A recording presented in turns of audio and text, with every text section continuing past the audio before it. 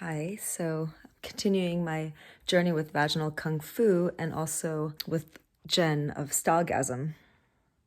So I thought I would record this in my closet. So working with Jenn, she actually works kind of similarly to the way I work with homes, because this is like the cycle of nature and life. So it like begins with a purge, right? Like you need to clear the slate, pick through the weeds, clear the roots before you can plant new seeds and, have a blank canvas from which to start anew. So we first had let go of a lot of my clothes. And, what I realized was I really like clothes, but I don't spend that much money or time like shopping. My car was stolen a few years ago after a big road trip. So I had like some of my favorite clothes in there and jewelry and tent and laptop. And it was like all gone. That was a few years ago. And then since then, I haven't really, I've gotten a few things here and there. But anyway, as we're going through my clothes, I noticed like how many pieces were just like things people had given me that I didn't love, like boring cardigans or t-shirts. And a lot of the reason why I kept them is because I was working at the cafe and I felt like I needed clothes that were more, normal and comfortable. At my best, I like to dress like really glamorously. And, once in a while I would do that when I was working at the cafe, but it doesn't feel practical. And, I felt like it was too much. And also, that the clothes would get like dirty and I didn't want to be like wearing really nice clothes when I'm like making sandwiches or smoothies or whatever. So one development that has happened though, I always knew that my work at the cafe, in terms of me working there regularly, like as an employee, was temporary. My idea was that like my spiritual business would thrive and I would just like phase out of working at the cafe, and the cafe would make more so that we could hire another employee. But my spiritual business is not yet at the point where it can like completely support me. I just started thinking, I really feel like I need, like it would be good for me to just move out of work at the cafe. And it's really about having this like a schedule. I really work best with unstructured time. Like a few days after I had that thought, a friend of mine, Mundy, who works at a vegetable and flower farm, and they are also like an amazing artist. They're a musician and also into fashion. They sell vintage clothes. Actually, a lot of the pieces that I do like are from them. I thought, I wonder if they need help. Like I've always wanted to learn about gardening. I've actually bought a flower course a few years ago.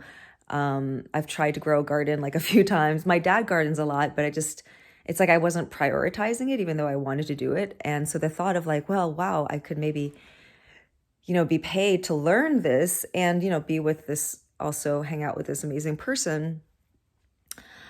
But I was nervous, because it's still like something I haven't really done before. And as I've mentioned, I have like this lower back thing, which like acts up if I do things like when I was working at the cafe 5 days a week and standing all day, like my back started to hurt. When I reduced it to 3 days a week, it like was fine. And so, I was worried that like I might want to work all day, like with these plants, but my body might not be able to do it. And the idea of like working with a new, I mean, I'm used to being my own boss. And so the idea of like working for someone else, it's like another level of, can be another form of stress. So I think I've been 2 or 3 times now, but like, I love it. I love it so much. So I've only been going on Fridays when I have the day off from the cafe. But, I talked to my family and we're going to be like looking to hire. We're also still short staffed at the cafe. So if you're watching this and you're in Maryland and you are a joyful, hardworking, dedicated, happy person that wants to work at a deli, we are hiring. Yeah, hiring is always, changing over people, training, all of that is always a bit stressful. But this time it's strange. It's been like taken much longer than normal. We've been like short staffed for almost 2 months now, which is not usual. Like people keep coming in and then they'll like work 2 days and then leave. Like, so I just feel like there's something, I'm actually wondering if like, you know how like when one thing is misaligned, then everything is misaligned, right? Because we're like all connected, we're in a constellation. And so like if something that is not meant to be there is there, then it kind of fucks everything else up. And when one person starts going into like their alignment, then sort of everything else can also go into their alignment. So, and we also have an employee who's kind of, it's time for her to go. So I'm just wondering if it's sort of like, it's time for me to go, it's time for this other employee to go, and then like the right people can come in. So the other day when I was working at this flower farm, it was so amazing. So we were planting hibiscus, and hibiscus is a flower that represents joy, and it is a card that I picked when I decided to work with Jennifer. Is also like a flower of Kali, who I'm really connected to right now, and passion. And then the other plant we're working with was hummingbird mint. And hummingbird is also a symbol of joy. I loved that. And it was so funny when we were, Tony was with me one of the days. We were taking these little hibiscus saplings and then moving them into bigger pots. Apparently at first I was like not planting them deep enough. And so Mundy said when they were watering them, they were like floating to the top. And so, you know, they were like, you can really like, you know, put them in there. And it was really sweet. They used the metaphor of like, you know, tucking them into bed, like making sure they're totally covered up. And to me, it was like, of course, grounding and going deeper than I normally might, like taking time to build a better foundation.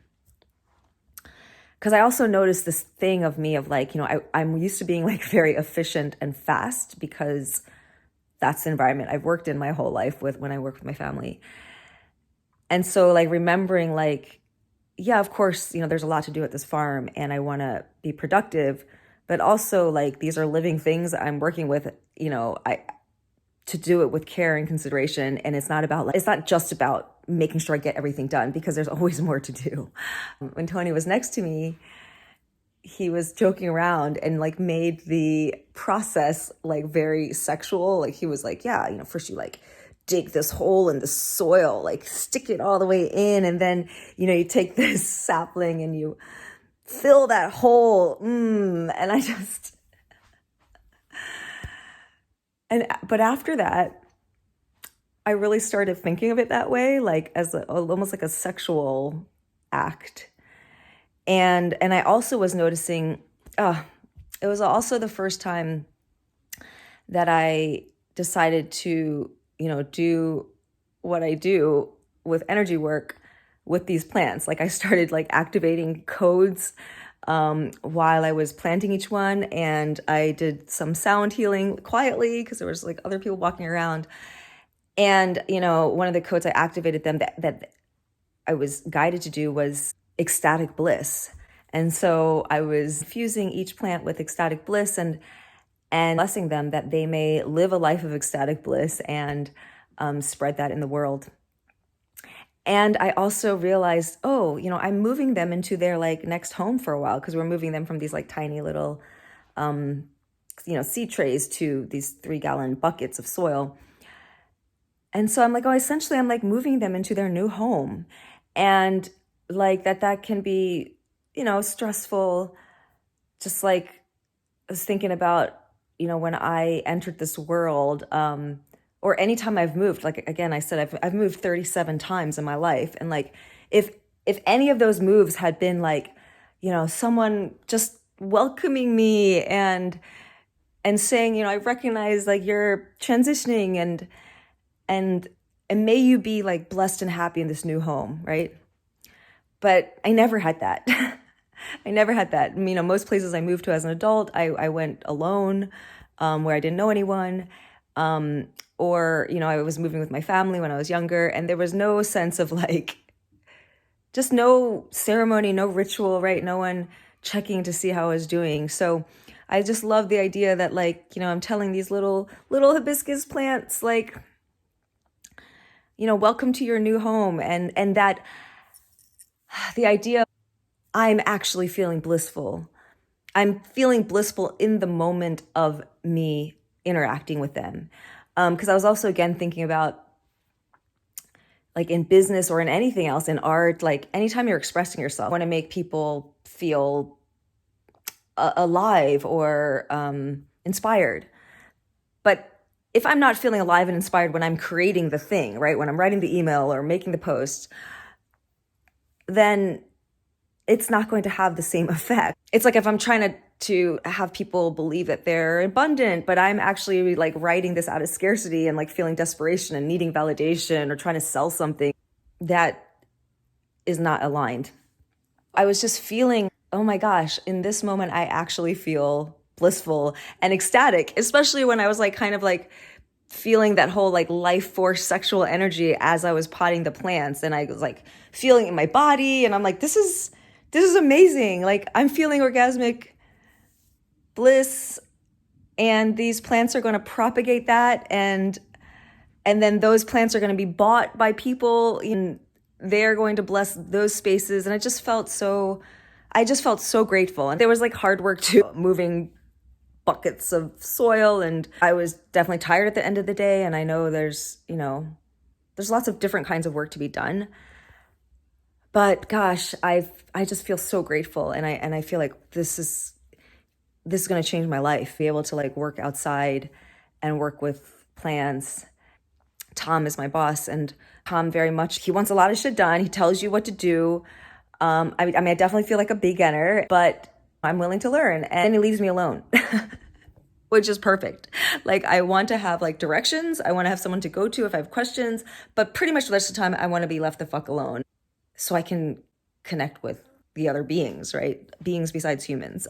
So for the eclipse, I really wanted to, go on a trip with Tony and see it. I've never seen a like solar eclipse, and I really wanted to ever since I was like in middle school, and, heard about how like the animals react differently, and just it's such a mysterious phenomenon. I wanted to experience it. And also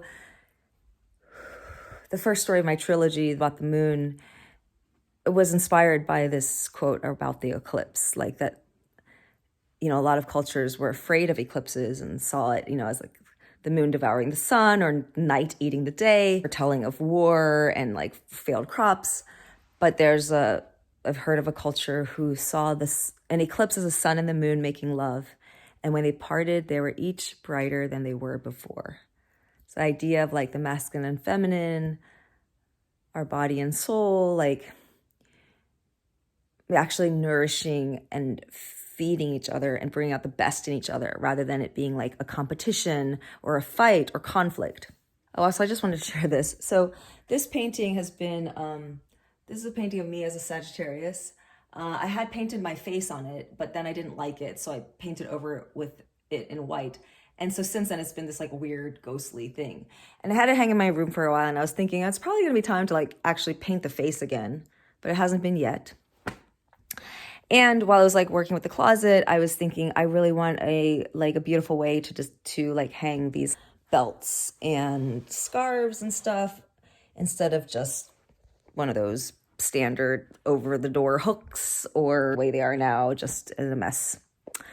And so I really like the idea of like hanging things from trees, like actual limbs and branches. I'm like, they're made for it, hanging ornaments on a tree. And I had actually saved these huge tree branches, and I'd stored them in the basement for a long time, thinking I was going to make like a sculpture or project out of them. So I went down to look for them, and my parents are renovating the basement, so they had thrown it out. So I go out into the field and I start looking for any kind of tree with a lot of little branches and limbs. I find some, but it doesn't really, so I tried, but it didn't quite work. They didn't like stand well on their own. And like this is an actual, like a metal tree that's supposed to hold candles. Tony had this, and I've been using it as a hat tree, but it wasn't quite working, so I was disappointed, and I just left him in the corner. But then as I was sleeping in the morning, I looked up and saw this branch coming out of my head, and it reminded me of the STAG. And I've been picking this oracle card of the STAG, which is a lot about like leadership and being like shining. stepping forward. I like the idea of going on this trip with Tony, but I also felt like, Jennifer suggested that we kind of have our first deep session, and I just felt the rightness of that. Like there was something about this like eclipse portal. It felt important for me to spend time with Jennifer. And it was the first time that she and I had spent real quality time together since I saw her in Korea. Like, so we met in Richmond, Virginia in her house, in her parents' house, like years ago. And then she moved to Bali. I moved back to Korea. And then I lived with her in Bali, and she came to visit me in Korea. And I think that was, that was the last time we really hung out. And so I got rejected from the Hawaii art residency, but I got accepted to a local Asian American art exhibit in Baltimore where I was born. And it's fascinating because I had submitted a painting, actually the painting called The Sun and the Moon Making Love, which is the first story of the trilogy, that had been accepted along with the video with the same organization a few years ago. And what's fascinating is the day that I submitted the day that we hung that painting was the same day that I started working at the cafe again, the Sanctuary of Divine Nourishment, like the exact same day after we had like reopened after renovations. And I just knew like, oh my gosh, this is the closing of one story, the closing of The Moon Comes Home, and the beginning of the second story, The Rebirth of the Golden Queen, because The Moon Comes Home is about being free of shame and like letting yourself be seen. I mean, I've shown my art before, but this was like the first, like, I guess, like group exhibit I've been in. That one was for Asian Americans, and in Koreatown in Baltimore, where I was born. And the painting and the video I made of it was very explicit. It was my journey around like racism, and I talk about, there was like my menstrual blood on the painting, and hair that I had burned. There was just like a lot of me in it. And to see something that I felt was like pretty extreme, just in this exhibit with like all these people milling around, all these people of different kinds, of different ages, like it just felt very, the sense of coming home. And then the Golden Queen story is all about true value, this longing for prosperity, or like the chasing of prosperity, and being in scarcity, and waking up to the fact that the true prosperity lies in being at one with yourself, seeing that you are complete. And that only happens when you stop running away and you stop chasing. This painting is being submitted. And so I added actually fresh daffodils. They're dried now because I added them like about a week ago. But and I added all different kinds of flowers I had found in the forest, actually. Like there were these bluebell type things, and there was like 3 different type of daffodils. And again, it just felt like there's something new being birthed. And that painting feels complete, which is amazing, because it's been working on it for a long time. So, I was just going to ask Tony to take a picture of it with the fresh daffodils, because one of the things I was worried about is like when I transport the painting, it's large, and, it has to be wrapped and moved in a roof of a car. It's very delicate because there's dried flowers on it. So I had decided, oh, well, I'll just not worry about the dried flowers getting messed up. And when I get to the gallery, I will buy fresh flowers and glue fresh flowers on. And then throughout the course of the exhibit, they will, slowly dry. And I just love that because, one of my main messages in my art is like the beauty of all cycles of life, and that things are always changing. So yeah, I just wanted him to take a picture so I could submit it.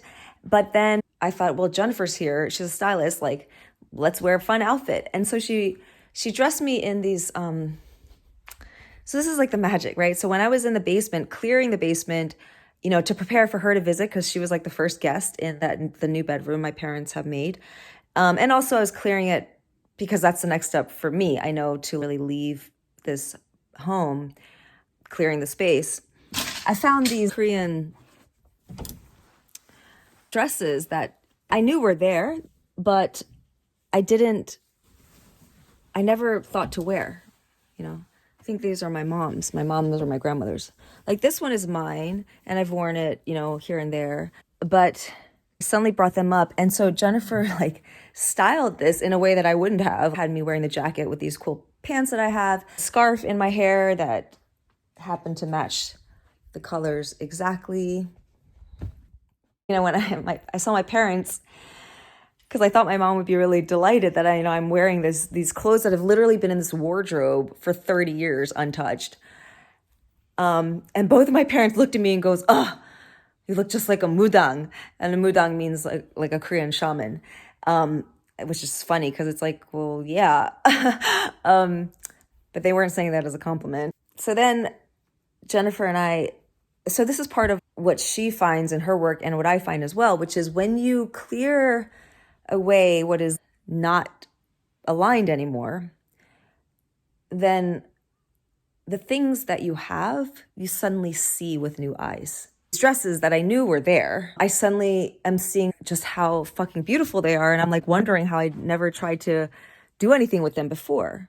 And part of it is inspiration. I wouldn't think to like style these traditional hanbok in the way that Jennifer did. You know, these are chrysanthemums, which are my spirit flower stitched.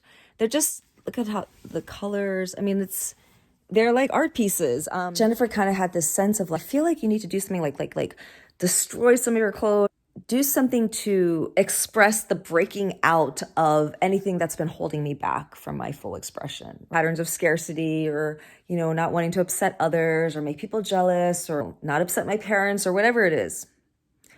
And so she was like, you know, what if put tarp on the floor and then just like went wild in the closet and made it into kind of Jackson Pollock kind of painting.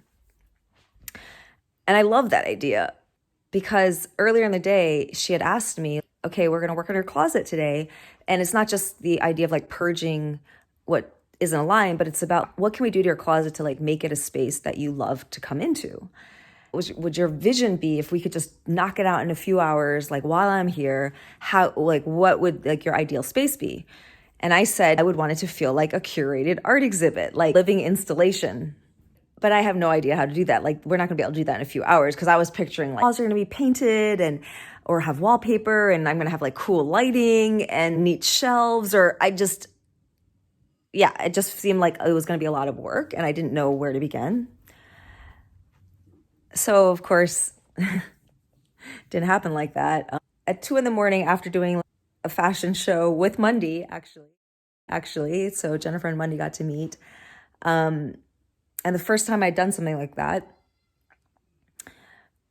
it was fun. It was great. But we got home at like midnight or 1. I'm like, okay, if we're going to do this, like I have to do it now because I work better at night. So Jennifer was like, all right, do your thing. And she like put her phone in a plastic bag so it wouldn't get messed up. And then she just waited out in my bedroom while I went into there with a bunch of paints.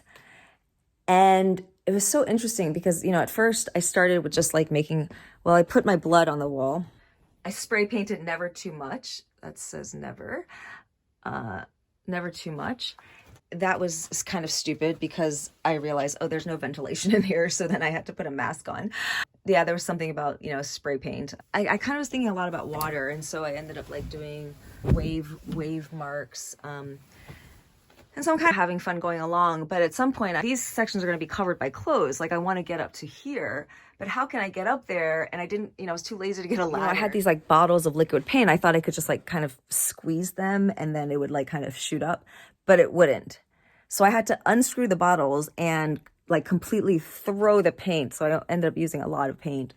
You know, the way you would like, if you had a water bottle and just took off the top off and that was actually scary. I mean, I've done messy painting, intuitive painting like a lot before, but usually like in an art studio, not in a place where like it's not meant to happen, with a room in my parents' house with white carpet on the floor. And again, I covered it. I put, tarp and stuff on the floor. I ended up still getting paint on the carpet because the paint and like the blood like seeped down. But what's amazing about that is I ended up deciding to cover it with this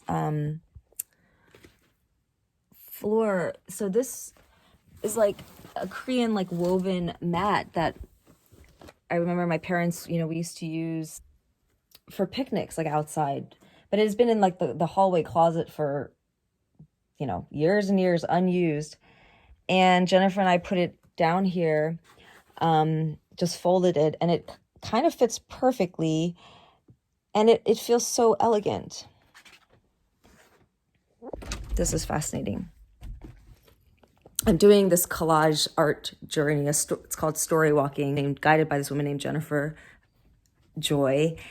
She takes stories like myths and fairy tales, and then like you on this intuitive journey using art prompts like collage and doodling. And it's like magical. It's like so simple, and it's like childlike, but I get so many insights from it. So the story that we're walking right now is the Selkie story, where a woman, half seal, and this fisherman who like trying to fish, but he keeps just getting small fish, isn't getting enough to like actually feed himself well. And then basically, like, you know, one day he sees this, there's different versions of the story, but in one version, he sees this woman, you know, beautiful woman dancing with her other sisters, and apparently these seal women, they take off their seal skin when they're getting out of the water, and it was laying on a rock, and he stole it. And if you steal their skin, they can't go back to the water again. And so she ended up living on land and having a child with him. But like every day that she was on land, like as the years went by, like her skin became more like dry, and she, you know, started having trouble walking. Basically, you know, she lost herself and had to like give up who she fully was in order to live on land with this man and have this child. And in the end, she goes back to the ocean. So we had made this little booklet, and the questions were like, for you, what was worth incarnating for? Meaning, what brought you to land, right? Like what was the thing you like took off your seal skin for? And what came up for me, and these are like random things, they're intuitive. Like, what did I lay, you know, what was worth laying on the rock for? And it was play. For me, it was play. That's like pretty much, why would you leave infinite oneness and bliss to come to this earth plane and deal with, you know, the duality and what we deal with? And it's like for the experience of play. What I'm fishing for. So the fisherman, also the thing in these stories, just like in our dreams, how, you know, every character in the dream can be seen as an aspect of ourselves.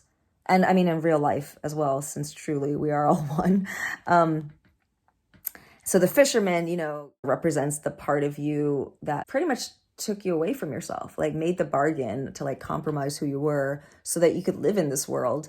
This part of me that's like very tight-lipped and serious and vigilant, and this boxer body that's part of me that's defensive and feels like I need to fight to win. And this right here is a photo of someone rock climbing, and they're like their legs are straddled between, you know, two mountains, and it says, caught between a rock and a hard place, feeling frozen. So these are all qualities that I feel and resonate with at times. My images of the ocean were very spacious. On one side, it's like a whale and a ship cruising. But the other side of the ocean, interesting, was all like very domestic. There are the daffodils again. Also, the painting behind me is me channeling the daffodil spirit. It's still in process, but it's for my friend Amma. One of her flower spirits is a daffodil. So I said what I'm fishing for is simplicity, spaciousness, and adventure, because that's what these images remind me of. And this represented sort of like what I need to have my skin restored to me. So because this is supposed to represent the beginning, like when she is with her skin, and this represents the I guess the middle of the story, when she's sort of after 7 years out of the sea without her skin. It's centered around this woman wearing this like sort of stylish outfit, and then there's like just like paint splatter all around it. And so I took that to mean, oh, like what would restore me to myself is like this expression of style, which I'm currently like looking at. And, you know, the paint, I was like, yeah, my artistic expression. So only later, after I'm looking at what I did, was I like, oh, this is very similar to that collage. And the Anahata, the couture dildo from Kimonami, also looks very similar And this painting is a painting of the void, which used to be in my nook, my meditation nook. I liked putting him right there. Pretty fascinating, right? It's like this wild, like, ecstasy of color and movement. And then this, which used to be my meditation nook, wanted to be a closet again. And then I added, this is a mermaid painting, a dragon painting, and an older vision board with me in a womb, my mother and my brother as a baby, the condor. So it feels like an inner child kind of energy. So what my sense was that I don't need a nook in my closet as a nook anymore, because my entire bedroom is now like where I'm going to, where I meditate and write, and I don't need to just, it's like stepping out into the world more. What I noticed also is I was actually thinking like, yeah, I like this idea, but aesthetically, I thought, well, it's just going to be like too much, right? Like the clothes, are not going to look good with all this mess behind it. But what's fascinating is I actually feel like the paint brings the colors of my clothes out more. Like, I didn't realize I had such colorful clothes. Again, it's more noticeable now because I think I took away some clothes that were not as vibrant to me. I didn't realize how many colorful clothes I had, and it's like, it just feels so bright. And also like rediscovering, like, these were old dresses of my mom's that had been sitting in this closet, actually, back in the corner. I was kind of just letting my mom store some of her clothes in here, and I never had tried them on. And when I did, some of them look amazing and feel amazing. This dress in particular, I wore it on the eclipse. It feels so good without anything underneath it. Okay. And then it was like, what do I do with all my bags that were kind of like, first of all, I don't really love any of my purses. They're kind of, again, things that people have given me, or like my mom's. And I would just usually have them on the floor of the closet, or, somewhere up on these racks, and then like the straps would fall down. And I was like, what would be a fun way to display them? And then I remembered these fish that I had found, and I meant to use them for something. But again, they were on top of my mind because I had seen them in the basement when I was cleaning out my studio. And so then Tony and we painted them different colors. And as we screwed them into the wall, it was so fun picking like, okay, which purse gets the pink fish, and then which purse gets the green fish. And again, making everything so intentional and fun, rather than, okay, now I have a bunch of bags I gotta move into the closet, and then I, again, saw things differently. Like, this is a purse that my mom has had, that I've just had in here, again, for over a decade. And looking at it, I'm just like, this is beautiful. Like, why have I never used this? So it's, yeah. And these little fish, another thing I realized, Jennifer is a Pisces and I'm a Pisces moon. So it also made me think of that. And let me get back to the art collage thing. One of the other things we collaged was like this little boat to represent the, the fisherman on his boat, and the little fish that he's trying to catch. And it's kind of like, what are we fishing for that is not satisfying us? And for me, one of them is like, it says, we believe in you. I was realizing I really want to feel more supported. Even though I have great people in my life, I was noticing when I'm really feeling overwhelmed, like I still have this story of like, I'm not supported. And I don't know if that's just like not true, and it's just like my ego feeling that way, or if I really just need more support. And okay, let me get back to this. So the fish, I realized, oh my God, I just did this collage a few days before, and now I have actual, not actual, but Now I have 3D fish in my closet. The sense of like what I'm making on the page is becoming a living metaphor, which I love.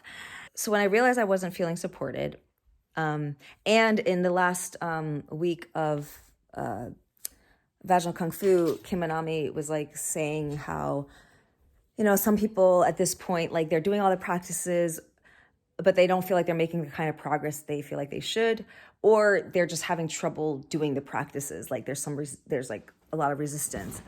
And, you know, I don't feel stuck. Like I've been doing the practices, but I don't necessarily feel like the huge effects that maybe some other people get. Although the changes that I've been sharing, I mean, they are pretty huge in a way too. Me not working at that cafe and then working at a farm. It's the fact that I have worked with my family's business like since I was 8 years old, on and off. And I have stopped for times, like I've moved across the country or across the world and stopped working there, but never, it was always for a reason, like because I'm leaving or I have like an actual like professional other job. But otherwise, when I'm available and I'm here, I'm working at the cafe. So to like make this move of like, again, a lateral move, right? It would also be another thing if spiritual business is super successful and I have too many clients and I just can't do this right now, then that would also seem, I guess, more acceptable. But for me to just be like, I'm just going to work at a farm for minimum wage, I'm just going to choose to do that instead of help at the store. That like feels very, yeah, like I'm making a conscious decision to just take a stand for myself and say like, this work does not suit me and I love you and I'll still help, but not in this way of like coming in certain times of day like a regular employee. Like, so, because I think the way that I help my brother the most, because my parents are retired, so it's just me and my brother running it, is the spiritual and emotional support, right? It's like the stress of managing things and making decisions, and I can help him with that without having to be there, you know, certain hours of the day. And also I implement new things, which I also can do on my own time. And will have more time to do if I'm not working there as an employee. And then this idea of, I've been going back and forth between Tony's condo, the Sanctuary of Beauty, and my parents' place, Kingdom of Prosperity. When I decided to move in with him, I thought this thing of going back and forth would be resolved. Like I would just stay with him, we would settle in. But it's ended up being like almost the same, because I found I kept staying at my parents' house, one, because like the cafe was really hectic and I was feeling overwhelmed, and the cafe is a lot closer to my parents' house. So is the farm. But beyond that, I think, you know, I was having like trouble sleeping as well with Tony in that apartment. And it's just hard for me to like feel as relaxed there. So even though like living with my parents like, isn't ideal, I actually feel very peaceful and spacious here because I've done the energy work to create it that way. Whereas in Tony's condo, like, even though we've done a lot of work there, it still has not yet felt like, I just don't feel the same sense of being at home. And I've wondered like, well, maybe I just need to stay there more, you know, but I feel too overwhelmed to do that. It's like, I need to be able to like sleep well and like be able to focus on my stuff and take walks in nature and all of that. So it's essentially been like, I'm just living between two places again. And we were kind of stuck in this thing of like, well, I thought, you know, yeah, eventually we're, you know, if we stay together, we're going to get like a house or something, but that's not like immediate. But because I keep moving back and forth, like Tony is not feeling like secure in the relationship and sort of feels, you know, like we're not really together. So I just didn't know the remedy. And then a friend of mine, Sarah, we got a reading from her. She's an amazing animal psychic, just psychic in general. And she reflected like, one, like how important it is for me to leave the cafe, like that I'm not realizing how much it's affecting everything else. Like it's really not aligned for me. And again, I've known this, but like, I didn't think about how much it was affecting. Like, she's like, you can't even see this relationship clearly because you're kind of like so overwhelmed with like the family energy. And then, you know, she also said like, yeah, you should just stay out of your parents' house and stay with Tony. And then she's like, well, like, what's your situation like? And then when she heard, yeah, like we're living in basically a studio apartment, in the middle of DC, she started laughing because she knows me and was like, what are you doing? You're not like fucking 20. Like, you know what you need. You need to be like somewhere where you have like space and privacy and nature. Like, what are you doing? And so basically her suggestion was like, what if you like rent, like sublet that place, rent another place? So there's like no deep commitment, like selling the place and buying another home. But, you know, we could like rent a little house where there's rooms and a yard, you know, and I can like step on the ground and Tony can have, you know, space to do his photography and 3D printing and other work projects. And that just suddenly felt so liberating.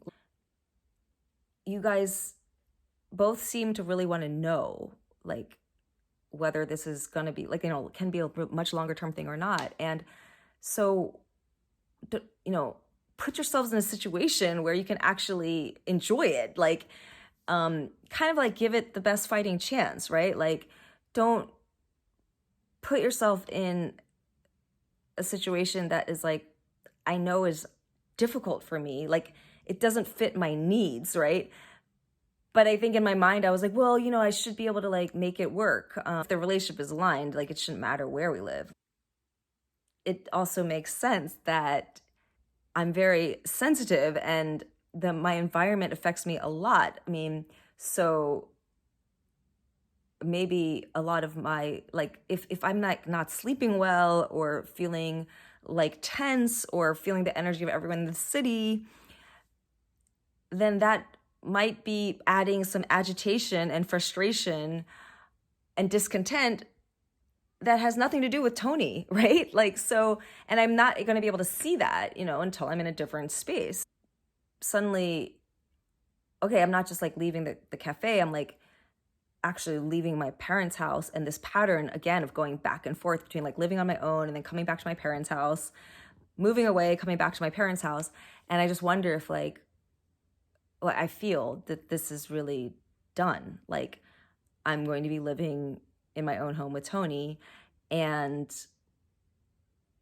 then we'll see. Either we'll stay together and or we'll discover like, hey, we're living in a great place and it feels better, but like it's still not, you know, quite right, and then we'll figure it out from there. But and so another thing was like, why am I working on the closet of my parents' home instead of like Tony's place? And I think, well, it's because this work is not about the clothes or making a closet I like. It's energetic. So I feel like this is a process I need to go through to transmute the parts of me that I've kept in the closet, the parts of me I've kept hidden that is ready to like come out, and that I need to do it here in this home that is my parents' home, before I can move into the next home.